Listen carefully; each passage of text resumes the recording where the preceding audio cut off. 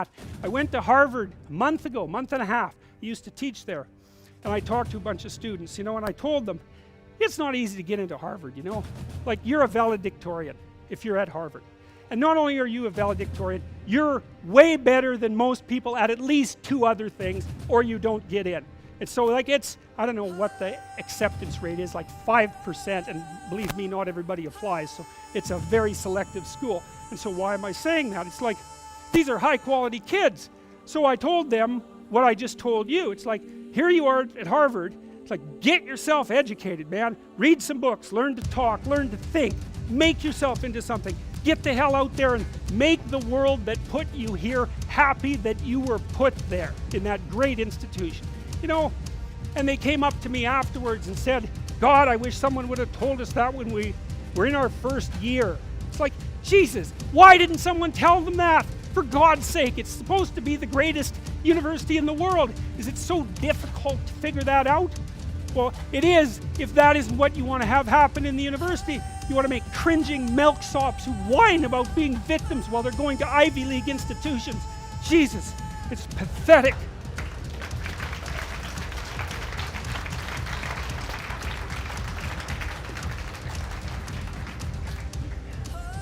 Here's an old idea from Carl Jung. I really like this idea. It's a rough one, man.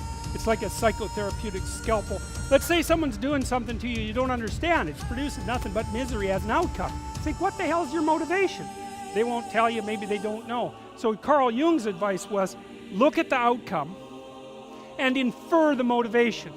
Okay, so you produce a generation of students privileged beyond belief in comparison to the rest of, like, struggling humanity in all of history. You put them in Ivy League schools and they come out thinking that they're members of an oppressed group and victims. It's like, well, why would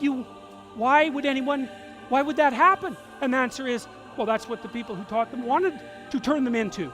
And then you might think, well, did they do that because they cared for them?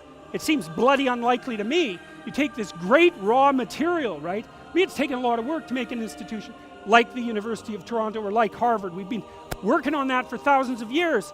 And you invite people in, you think, God, we selected you so carefully because we think you could be a world beater. And then what we do is, we don't teach you how to think, we don't teach you how to speak, we don't get you to read great books, and we convince you that you're a victim and that your culture is corrupt.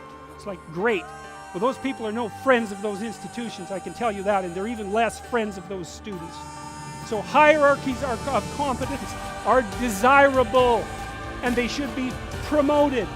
So none of this idiot egalitarian equity. It's not good for anyone. First of all, it's impossible. Second, it would be murderous to impose.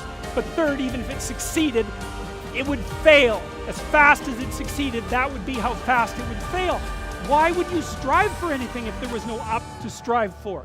If everything's flat and equal, well, when you're starving or dying, then everyone's equal. And believe me, the egalitarian totalitarians who dominated the 20th century knew perfectly well how to make people equal. And they made them equal in gulag work camps and in starvation. And I'm sure we could attain that if we wanted to.